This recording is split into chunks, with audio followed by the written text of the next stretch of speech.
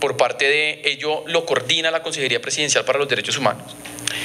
La elaboración de unos criterios básicos de decisión de selección y adjudicación de contratos públicos en materia de derechos humanos. Y ese documento de política pública tiene la vocación de convertirse en un elemento de regulación a efectos de la contratación pública en Colombia.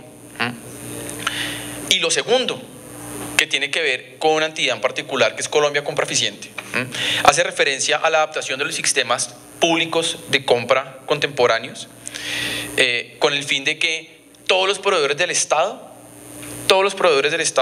cumplan con estándares de derechos humanos. ¿Qué significa esto de acuerdo con los principios Ruggie?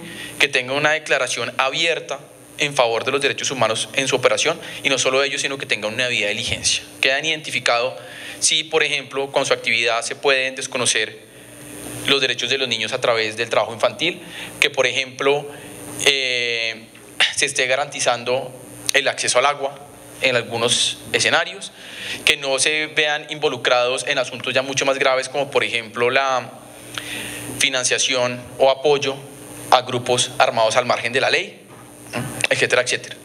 Y que dentro de este sistema de compras se incorpore un mecanismo que permite identificar cuando ello suceda y que esos contratistas se queden por fuera de la contratación pública.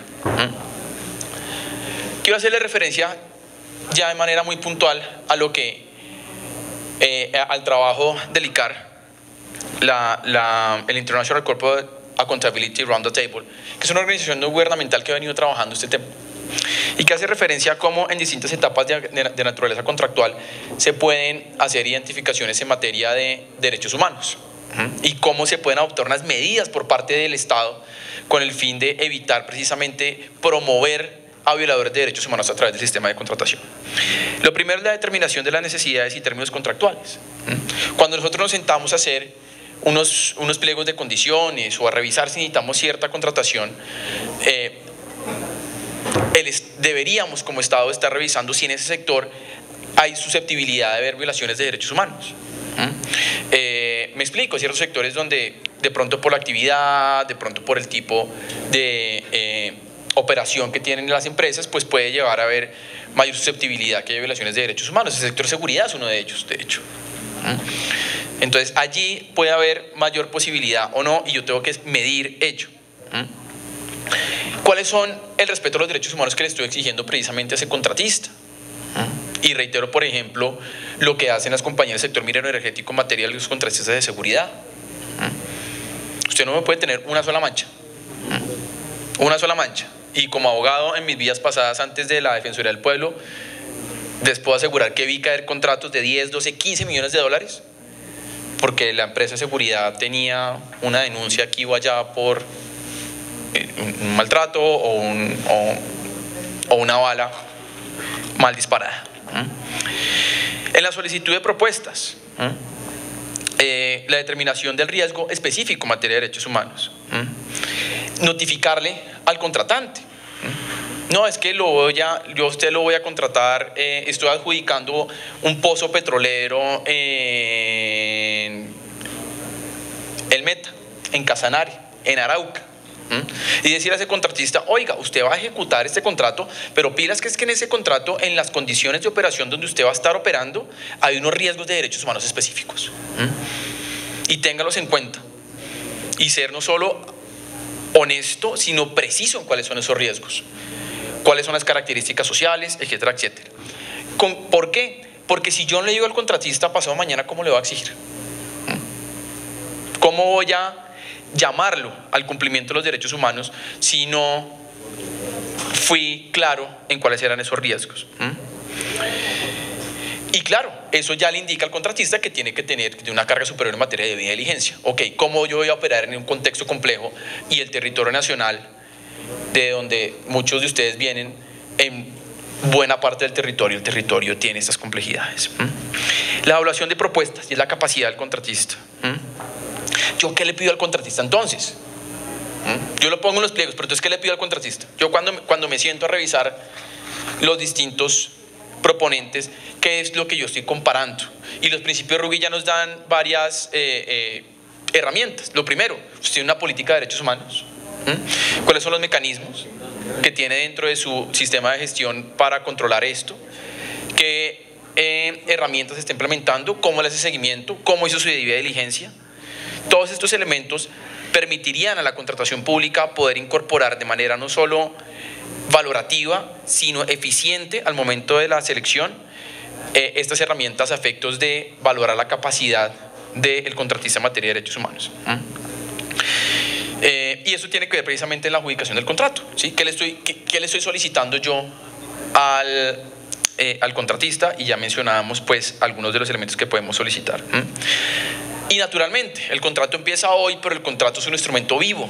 Y ese instrumento vivo tiene de por medio precisamente por parte del Estado, y aquí es donde particularmente entra en juego la vigilancia y control, es el seguimiento en la ejecución del contrato.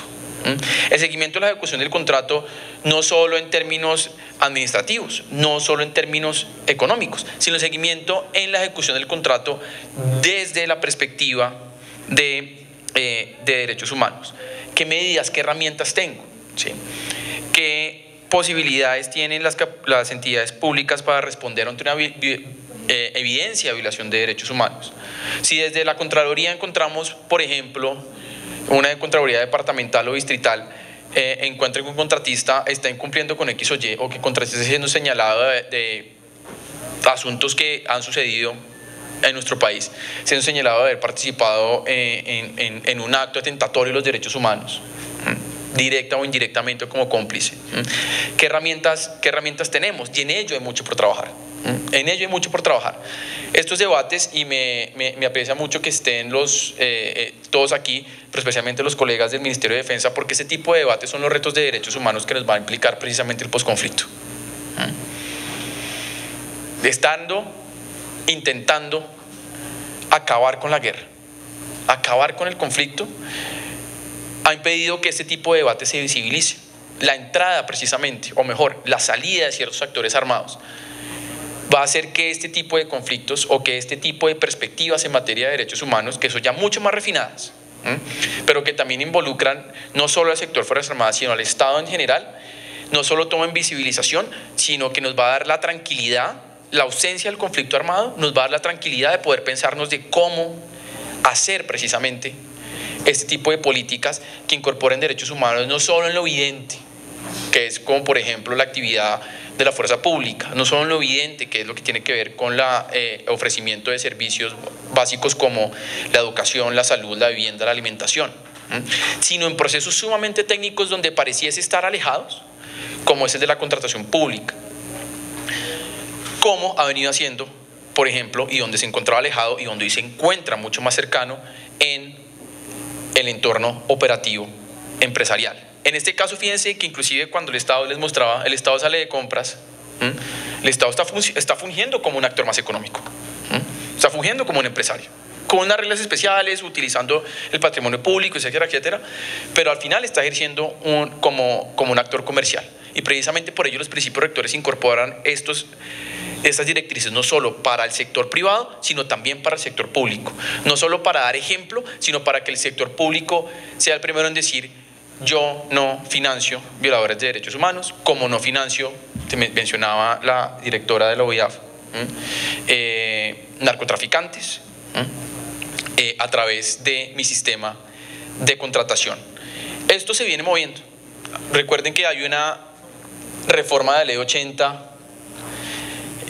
preparada por parte del gobierno, y el sistema mismo de contratación es sumamente cambiante, y por tanto estas nuevas tendencias son las exigencias que no solo el mundo sino nuestra propia realidad nos exige.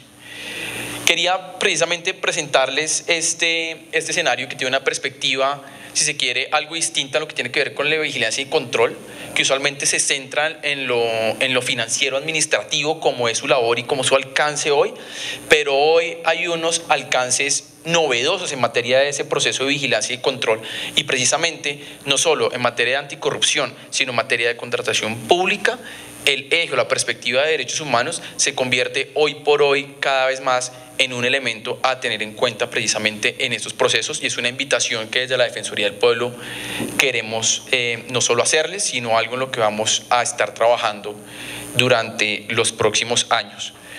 Si quieren profundizar un poco más en relación con estos elementos, pues quedamos a su disposición dentro de la Defensoría del Pueblo, y particularmente la Delegada de Derechos Económicos, Sociales y Culturales, la cual tengo el honor de dirigir.